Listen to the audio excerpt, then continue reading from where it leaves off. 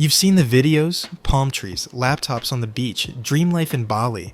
But here's the part nobody talks about. Starting that life is confusing. How do you make money? What job do you do?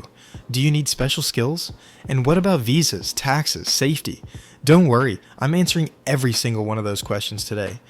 I went through every comment on my last video where I interviewed digital nomads in Bali, and you guys had questions, good ones. So I screenshot them all, and in this video, I'm breaking it all down. The jobs, the income, the visas, the lifestyle. If you've ever wondered, could I actually do this too? This is the video for you. The biggest challenge isn't lack of money or skills. It's confusion. It's that feeling of I don't know where to start. Do you need to be a tech expert? Do you need $10,000 saved up? Can you do this if you're not some social media influencer? And that confusion turns into fear. Fear turns into excuses. And that's what stops most people before they even take the first step. I'm here to make it simple. So let's get into the first question. Question 1. How do I become a digital nomad with zero experience? This is probably the most common question, and the good news is, most people start with zero experience. They weren't born remote workers. They didn't have special passports. They just made a decision. The real key? Start with one online skill. One thing you can offer that people will pay for, no matter where you are. Here are realistic beginner-friendly options. Writing, blogs, website copy, social captions, customer support, email or live chat, admin work, booking appointments, inbox cleanup, social media management, posting, commenting, scheduling, data entry, spreadsheets, research, translation. If you speak 2 languages, you can learn all of this on YouTube or Google. Seriously, free info is everywhere. Start practicing, offer free work to build a small portfolio, then jump on Fiverr, Upwork, or even just cold DM businesses offering your help. Question 2. What are the best remote jobs for 2025? Remote work is booming. You're not limited to freelancing anymore. People are earning from online coaching, fitness, mindset, life, selling digital products, ebooks, templates, YouTube channels, even faceless ones, affiliate marketing, promoting products for commission, running agencies, media buying, social content, online tutoring, languages, school subjects, tech jobs, developers, designers, virtual assistants, short-form video editors for TikTok and IG creators, community managers, podcast editors, remote customer service reps, artificial intelligence content editors, and prompters. You don't have to do all of these. Pick one lane, go deep, and you'll start building real income. Question 3. How much money do I need to start this lifestyle? Way less than you think. Here's the budget breakdown for Bali. Flights, $600 to $900, round trip from most major cities. Rent, $400 to $700 per month, nice private room, often with a pool. Food, $6 a day if you eat local, maybe $10 to $15 if you go to cafes. Scooter rental, $60 per month. Co-working space, $100 to $150 per month, optional. Visa, $40 to $70 per month depending on type. Insurance, $50 per month. You can live really well on $1,200 to $1,500 per month. Add another $500 buffer and you're golden. Even better, many people fund their lifestyle through part-time freelance work or a small remote job.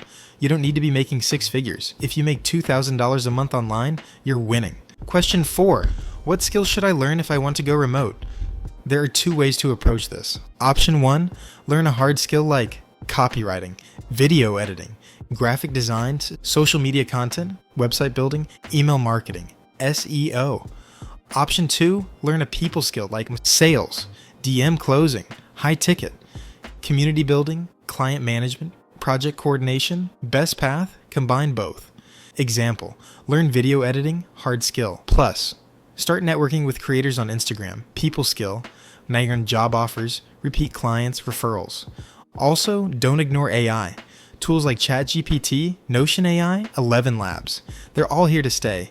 The people who can use AI well will move faster than those who ignore it. Question 5. How do visas work in Bali? Most tourists get a 30-day visa on arrival, VOA. You can extend that once for another 30 days. Total, 60 days in Bali, legally. After that, you need to leave and return or apply for a different visa. Some nomads do visa runs, quick trips to Singapore or Kuala Lumpur, then come back. Others apply for social visas, business visas, or the new digital nomad visa, which launched in Indonesia recently. Check latest rules online. Important, always stay legal. Don't overstay your visa. It's not worth the headache. Question 6. How do digital nomads handle taxes? This is where people freak out, but it's not that scary. Here's a simple rule of thumb. You pay taxes in the country where you're a tax resident. You're usually considered a tax resident if you spend more than 183 days a year there, or you have permanent ties, bank account, rental, job. Nomads who move often might not be a tax resident anywhere, which leads to the perpetual traveler model. Other options: register a business in your home country. Use Estonia's e-residency to set up a digital company. Use services like Zolo or Tax.io to handle it for you. Bottom line, pay what you owe and get advice from a proper tax expert, but don't let this be the thing that stops you from starting. Question 7. Is Bali still cheap and safe? Let's be real, Bali is not as cheap as it used to be, but it's still way more affordable than London, New York, or Sydney. Here's what's changed. Rent has gone up, especially in Canggu and Ubud. Western-style cafes are more expensive now. More tourists equals more traffic, more crowded beaches. But it's still paradise for most people. Safety-wise, it's pretty chill. Don't leave valuables on your scooter. Wear a helmet. Don't get blackout drunk and forget where your villa is. The Balinese people are kind, spiritual, and welcoming. The vibe is still magical. You just have to be smart and respectful. Question 8. Can I become a digital nomad if I'm older or not tech savvy? Yes, 100%. There are 50-year-olds running online travel communities, coaching other expats, doing freelance work from their laptops. Your age is not a barrier. You don't need to code apps or launch a startup. You need to solve real problems, deliver results online, be willing to learn and grow. That's it. If you're watching this video and thinking, I don't know if I'm cut out for this, let me tell you something. If you can learn Facebook, email, and Google Maps, you can build a location-free lifestyle. Question 9. How do I get clients online? This is the part where most people get stuck. They think, I don't have experience. Why would someone hire me? Here's how you get around that. Start small. Offer to help people for free in exchange for a testimonial. Create a simple portfolio. Use Notion or a free site like Card. DM businesses on Instagram. Say, hey, I noticed your IG Reels could use some editing. I did a quick mock-up. Let me know if you want more. Post on LinkedIn. Share what you're learning, what services you offer. Follow people who already do what you want to do. Reverse engineer their approach. Ask for referrals. Do a good job, and your clients will send you more work. This isn't magic, it's just repetition. Show up daily, do the work, and the jobs will come. Question 10. What's a typical day for a digital nomad in Bali? Here's what mine looked like last month. 7:30 a.m. Wake up to the sound of birds and scooters. 8 a.m. Coconut coffee at a cafe by the rice fields. 9 a.m. Deep work, editing a YouTube script, replying to emails. 12 p.m. Grab lunch with other nomads. 1:30 p.m. Client. Zoom calls plus creative work. 4 p.m. Gym or beach run. 6 p.m. Sunset at Echo Beach with smoothie bowls. 8 p.m. Dinner at a warung or food market. 9 p.m. Journaling or reading. Some days are busy, some are super chill, but that's the beauty. You choose your pace. So after all this, maybe you're still thinking, okay, cool, but how do I actually start? Here's the 30-day plan if I was starting from scratch. Week 1, pick one skill, watch tutorials, practice every day. Week 2, build a small portfolio, offer your skill to 2 to 3 people for free. Week 3, set up a Fiverr or Upwork profile. Start DMing 5 businesses a day. Week 4, take your first client call. Lock in your first $50 to $100 deal.